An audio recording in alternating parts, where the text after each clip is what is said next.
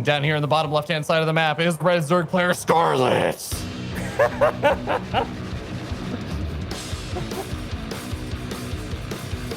No, I like it. I like it, Caps. You're right. That was the musically appropriate way to introduce the players.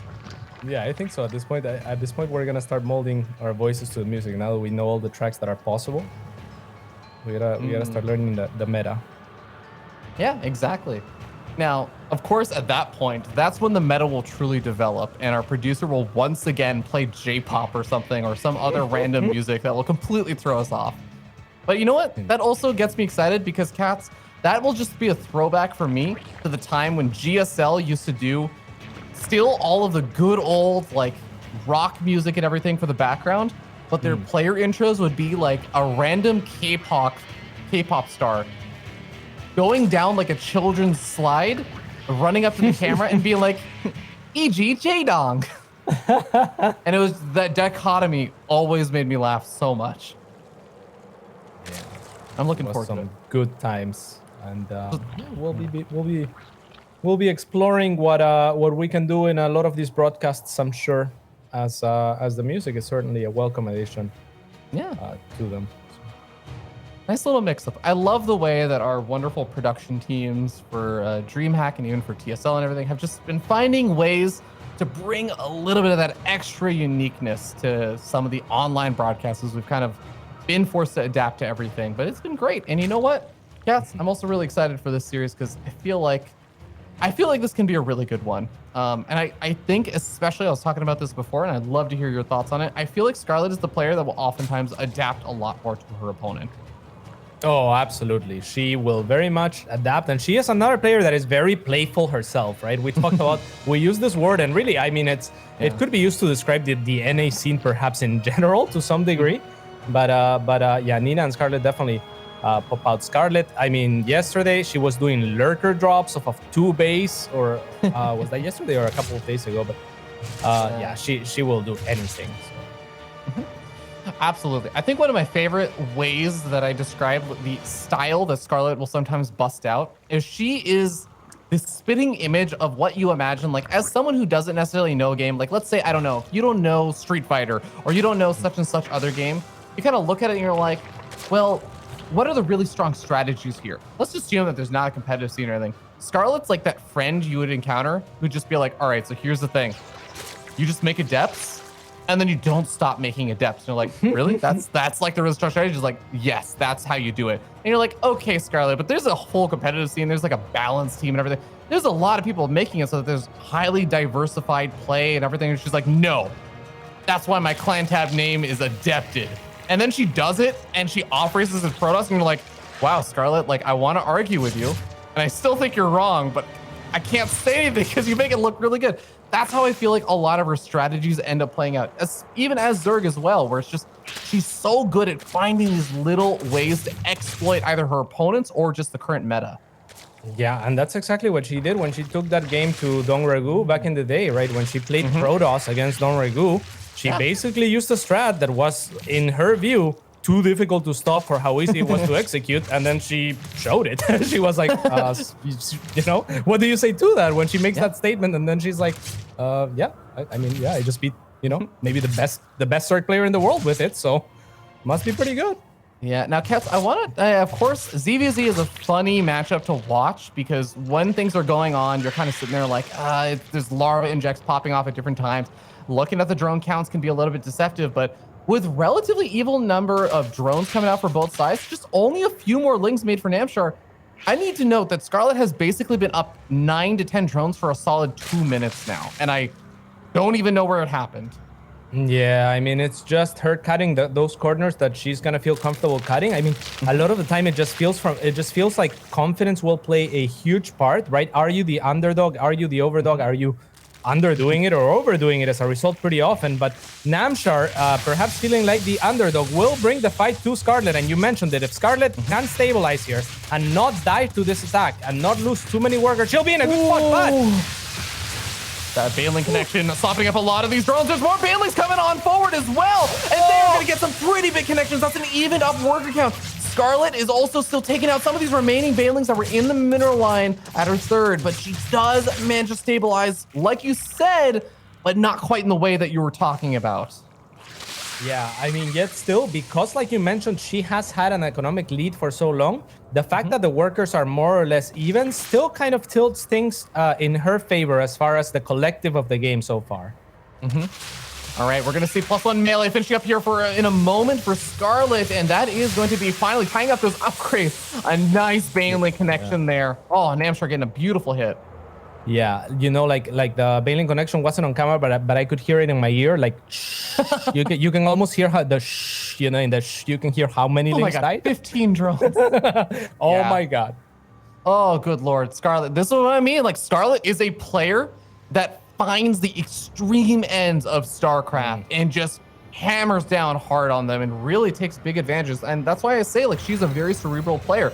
There are players like Neeb, who I think are in some ways almost the antithesis of that. Neeb is the player that doesn't, it's not that he doesn't think about the game, it's just that he has a particular way he likes to play, and he gets really good at it. Scarlett is the player that says, I'm gonna just play the best way for this situation.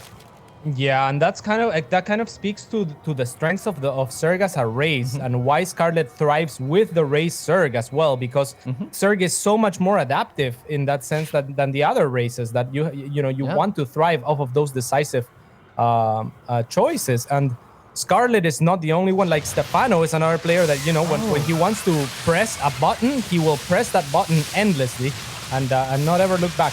Oh, very nice dodge from Namshar there. Yeah, I mean, a lot of these roaches are going to be going down over here for Scarlett. Cats, I'm really curious. Both of these players have revealed their mutas.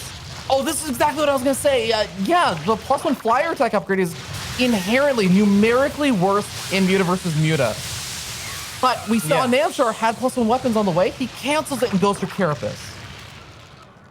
So Namshar must have spotted the muta and cancels it and goes for Carapace, is what you're saying, while Scarlett stuck it, right? Yeah, Scarlett stuck with it, even though I feel like it was only maybe 10, 15 seconds started. So I thought there was maybe an opportunity, but she sticks with it. Yeah, it's not too bad, honestly, Ravi, because there's 50 gas there. Like at some point early on, there's a tipping point essentially where the upgrade is actually more valuable than the muta. And it's not a low tipping point. It's something like 18 or 19 muta. So the fact that the upgrade is a little bit cheaper and stuff like that, like it all brings it to almost compensate. Yeah, like you would rather have Carapace than attack, but the difference is a little bit more marginal than we might think most often. Okay. Yeah, that's actually a fairly very reasonable point.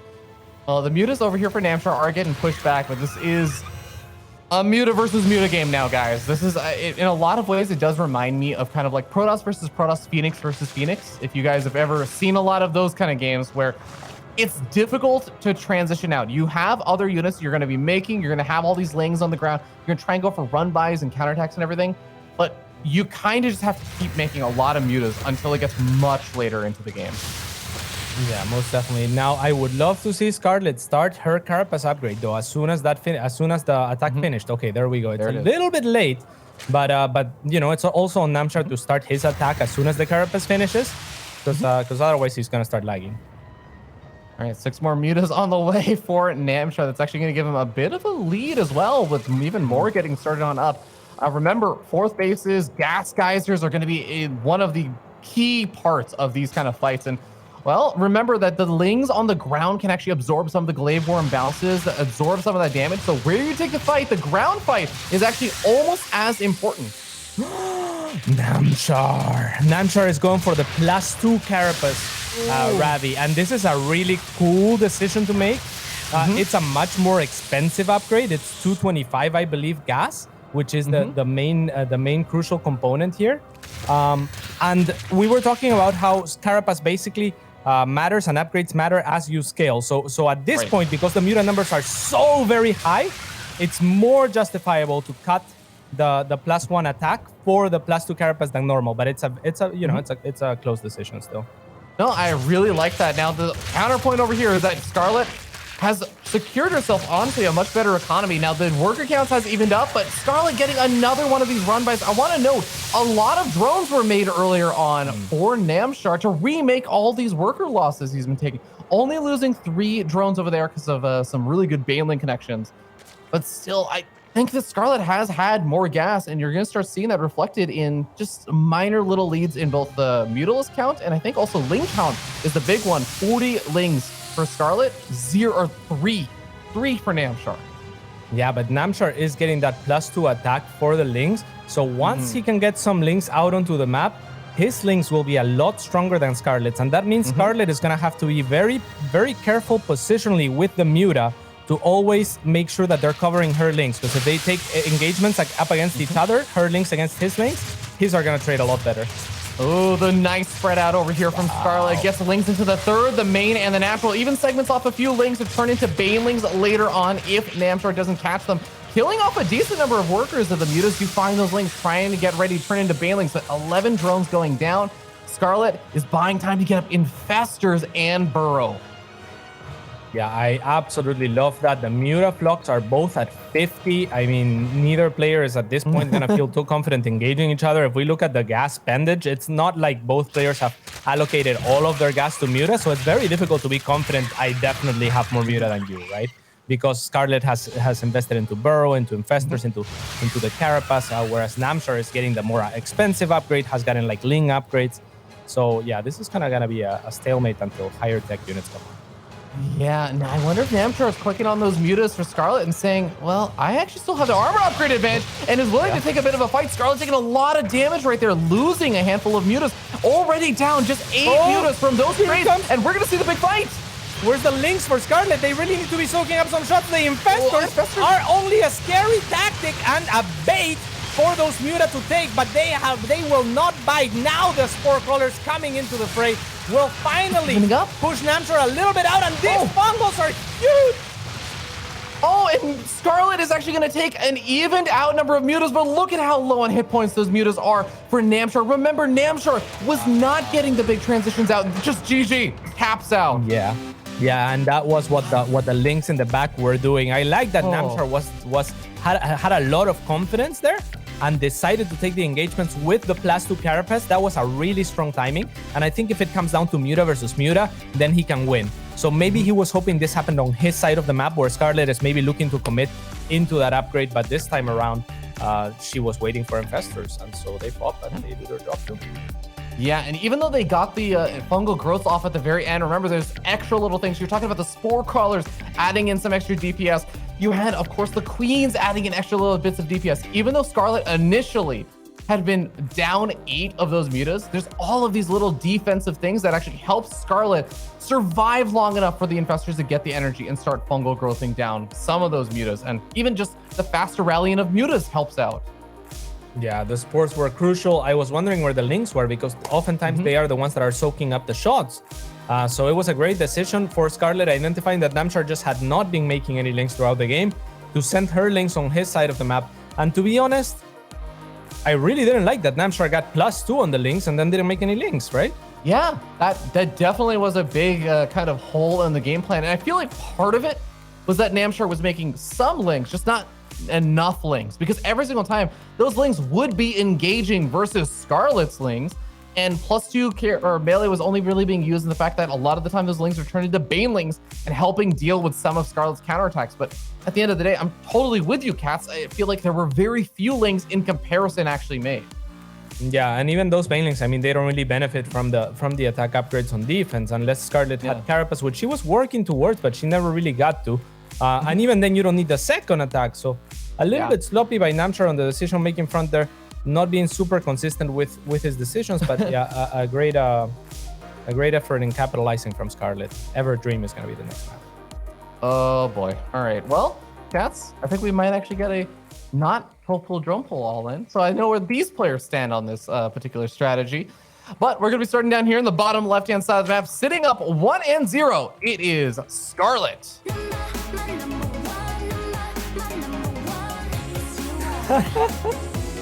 Okay. Oh, I almost did the super deep intro. That would have been bad. And in the top right-hand side, it is Namshar.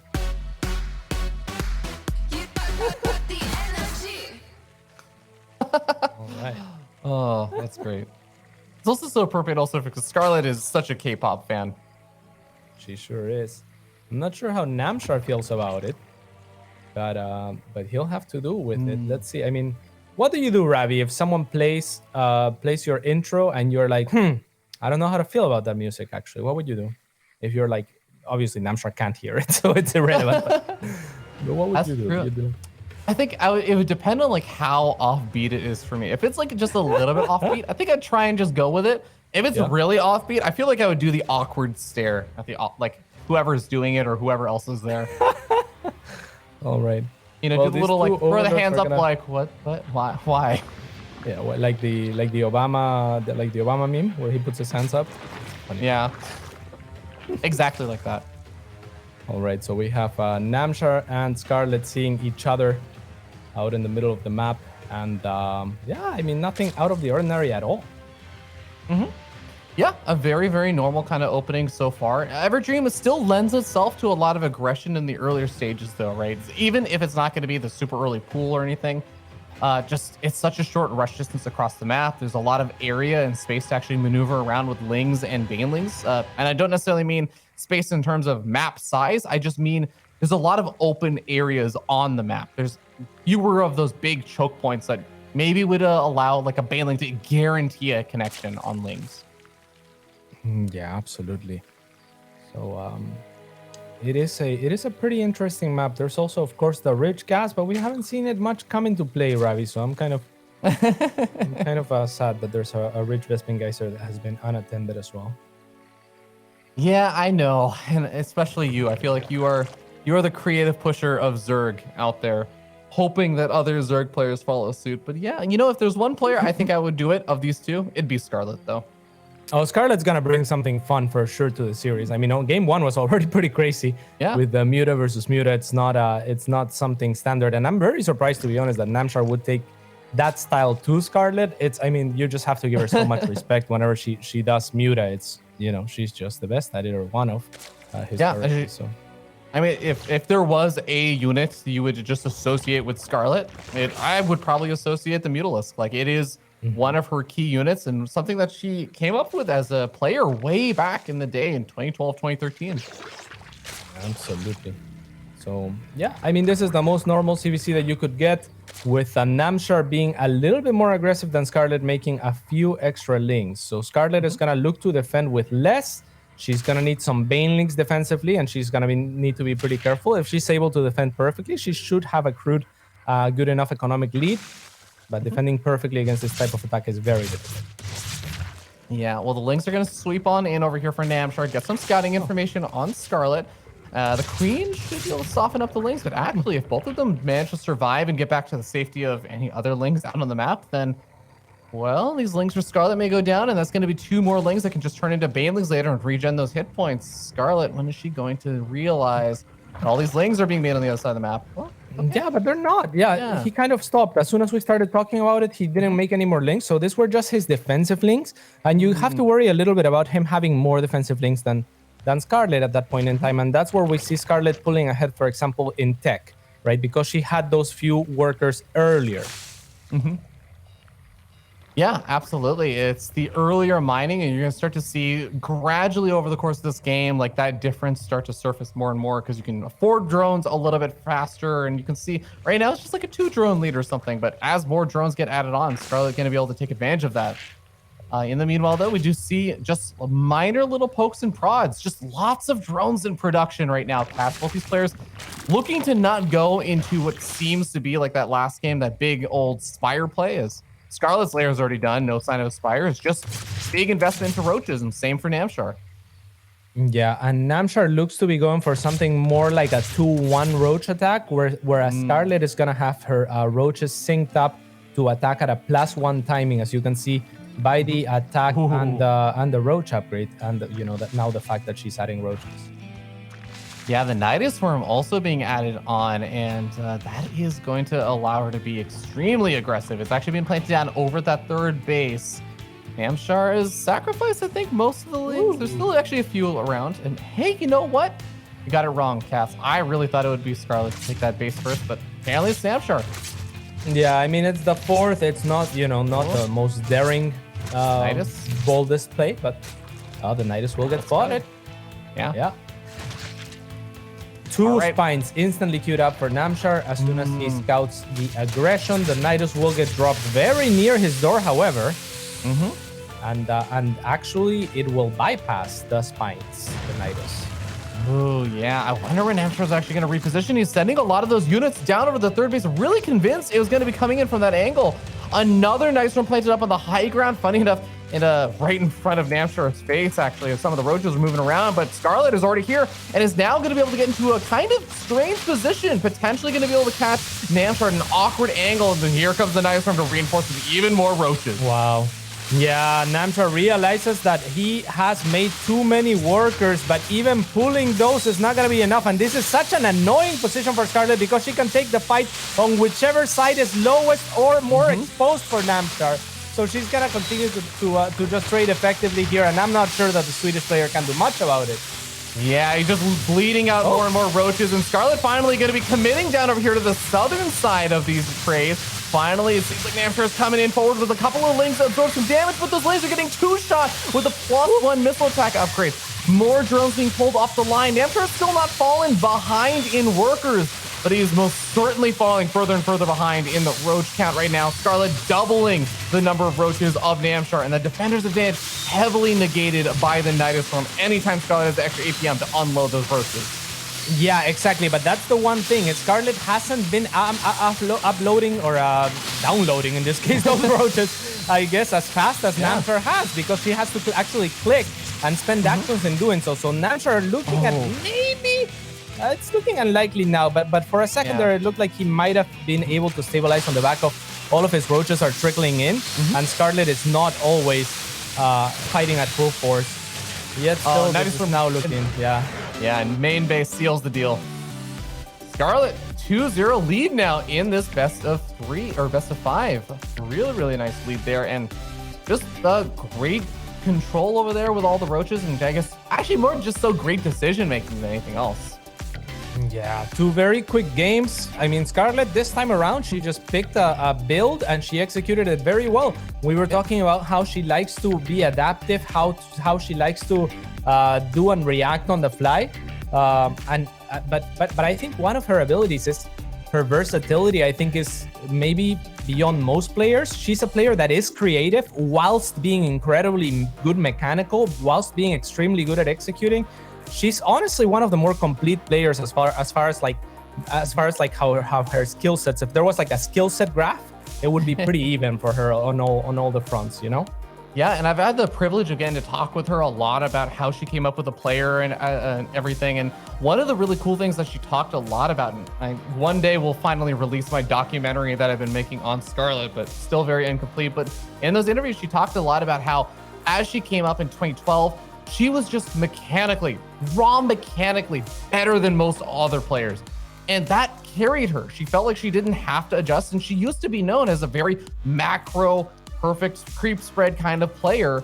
And gradually other players started catching up with her. And she said, I have to do something else because everyone else was catching up with me. How do I get the edge? And that's when she started exploring those more cheesy routes around like 2015 or so, where she felt like mechanically, actually part of it was she said she started suffering from wrist issues and she was trying to find ways that she could compensate for those things. And the way she found it was just thinking about the game more. And I feel like that's experience, right? That's something that you get when going through 8-9 years of StarCraft and developing as a player. Yeah, I think you're absolutely right. You can't do everything well from the get-go, right? You have to pick your fights and choose where you're going to be strongest. So I completely agree with you. And do you think that she has a hotkey for V? For V? V? Because she was spamming V. Overlord. She was making an Overlord. She was trying to... oh yeah, that's the first Overlord that's actually being named. So we're back into the game, loading on into it, and we're going to introduce these players as soon as we're here. We're going to be starting over the top right-hand side of the map, top of that blue Zerg player. He is Namshar.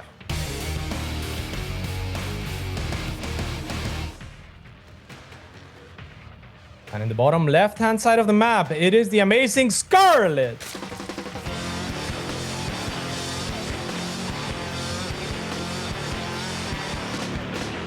But yeah, I absolutely love that you brought that up, Ravi, because you can really see it, right? She's a player that's been through different phases as a player, and like Bly has gone through one phase as a player. I have generally gone through one phase as a player. I'm not, it's not like you don't ever get out of that comfort zone.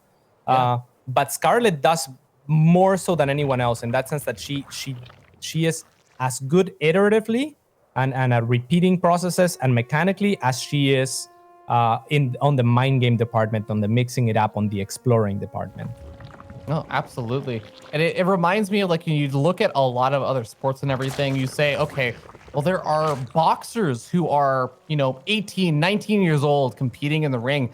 And then you have boxers who are 30, 35 almost. I mean, that is actually pushing in terms of physical age limits for such an intense physical sport. And you're like, how do they keep up? And it's the development of your play style. The approach to the game changes. And oh, cats. It's been a while since I've seen this build from Scarlett. Love it. All right. I mean, so this is awesome. Explain this one to me, and I'll draw out my sentence long enough so you can see if it's carapace or melee. It should be. Yeah. Okay. I said it before you drew your sentence, because that's true. Because that's why you're a better player at circuit.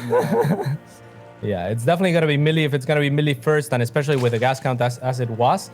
You want to drop that Evo chamber at like 30, and basically your timing is gonna be exactly at the same time as your speed finishes. So if Namshar is unable to capitalize on an advantage until then, the first attack that Scarlett has with Link speed will already have +1 with it, and she will be able to trade amazingly with her. Yeah.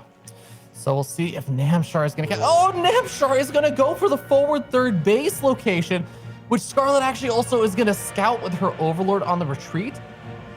Cats, I have to imagine that's just going to make him more vulnerable to a heavy, aggressive Zergling style.